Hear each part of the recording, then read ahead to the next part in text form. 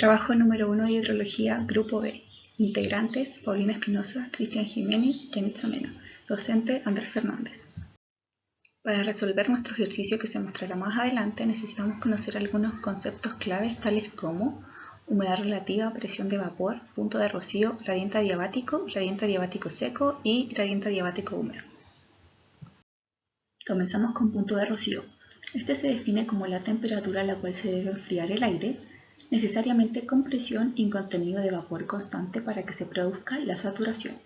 Al alcanzar el punto de rocío, la humedad relativa es del 100% y cualquier enfriamiento posterior conlleva una condensación de la humedad del aire. Humedad relativa. Se define la humedad relativa como el indicador de cuán cerca o lejos nos encontramos de una condición de saturación.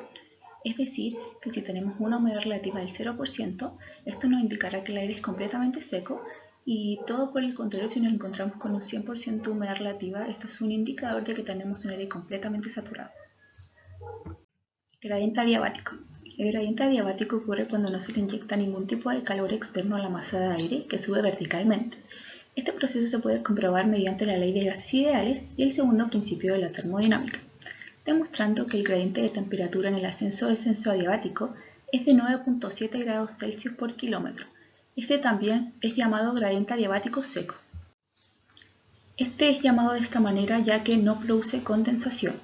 Por otro lado se encuentra el gradiente adiabático saturado, en el cual sí hay condensación, por lo que su valor varía entre 3,5 grados Celsius por kilómetro y 6,5 grados Celsius por kilómetro. Hola, buenas. Hablaremos sobre la presión de vapor. Es la presión que ejerce la base gaseosa sobre la fase líquida en un sistema cerrado como lo es una masa de aire.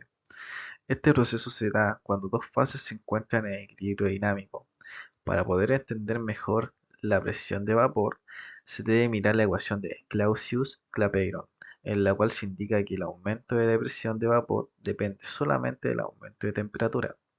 Y a su vez nos encontramos con una aproximación de la presión de vapor. Como podemos ver acá, la ecuación de aquí es la presión de vapor saturada. Gradiente adiabático seco. Se puede decir que la temperatura de nuestra masa de aire puede disminuir o aumentar en una variación de 0,97 Celsius por cada 100 metros, si el proceso es adiabático. En el siguiente gráfico podemos representarlo de la siguiente manera. Si nuestra masa de aire aumenta, vamos a tener una menor temperatura, una menor presión y un mayor volumen. Pero si nuestra masa de aire disminuye, será todo lo contrario. Gradiente adiabático húmedo. Esta ocurre una vez que el vapor de agua de la masa de aire se convierte en agua líquida. Si el ascenso continúa, la masa de aire seguirá enfriándose, pero a una tasa menor que el gradiente adiabático seco, hasta alcanzar una condición de saturación máxima. Ahora hablaremos sobre el enunciado en sí. Una masa de aire no saturada se encuentra en la cota 101 metros sobre el nivel del mar, asciende hasta la cota 2392 en la cota 477 de su ascenso, produciéndose la formación de nubes. Una vez alcanza la cota 2392, la masa de aire elimina el exceso de vapor de agua mediante la precipitación. Alcanza la condición de mínima saturación. Luego de esto desciende a la cota 200. Y se nos pregunta, ¿cuál es la temperatura que inicialmente tenía la masa de aire si los procesos del ascenso y descenso son adiabáticos? El punto de rocío al final del todo, el proceso es de 5 Celsius. El gradiente adiabático húmedo es de un 76%, el gradiente adiabático seco y la humedad relativa al final del proceso es de un 59%. Del enunciado sacamos los datos del ejercicio donde tenemos el inicio de la nube en 101 metros sobre el nivel del mar, luego asciende a 2.392 metros sobre el nivel del mar.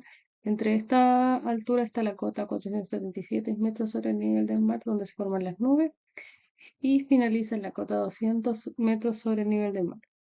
Tenemos un punto de rocío de 5 grados Celsius, un gradiente adiabático seco de 0,97 grados Celsius sobre 100 y un gradiente adiabático húmedo de 76% por el gradiente adiabático seco. Utilizando la relación Clausius-Clapeyron, utilizaremos la temperatura del punto vacío, que es 5, ya que a esta temperatura el vapor se satura. Con esta temperatura obtendremos una presión de vapor de 872,6 pascales. Ya, a continuación, con la relación que se genera entre la humedad relativa y la presión de vapor, despejamos la presión de vapor saturada, donde nos da un valor de 1478,983 pascales. Luego volvemos a la relación Clausius-Clapeyron y ahora buscamos la temperatura a la cual se satura esa nube.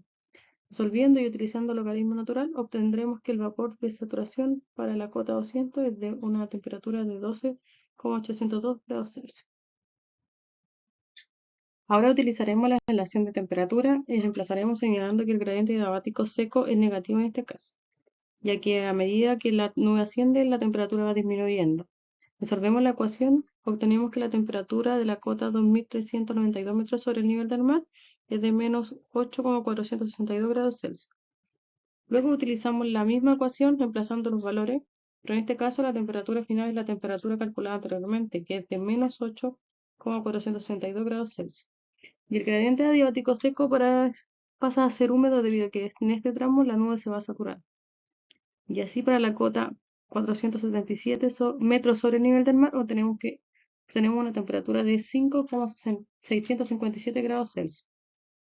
Volvemos nuevamente a utilizar la misma ecuación y ahora nuestra temperatura final es la temperatura recién calculada de 5,657 grados Celsius. Y el gradiente adiabático pasa a ser seco ya que en este caso no está saturado. Finalmente obtenemos que la temperatura de nuestra cota inicial de 200 metros sobre el nivel del mar es de 9,307 grados Celsius. Volvemos al esquema y comprobamos que donde empieza la nube, en la cota 101 metros sobre el nivel del mar, tenemos una temperatura mayor y a medida que va ascendiendo nos damos cuenta que ya en la cota 477 metros sobre el nivel del mar disminuye la temperatura. Después de la cota 2392 metros sobre el nivel del mar, desciende y por ende aumenta la temperatura, ya que ésta se está acercando hacia la superficie de la Tierra.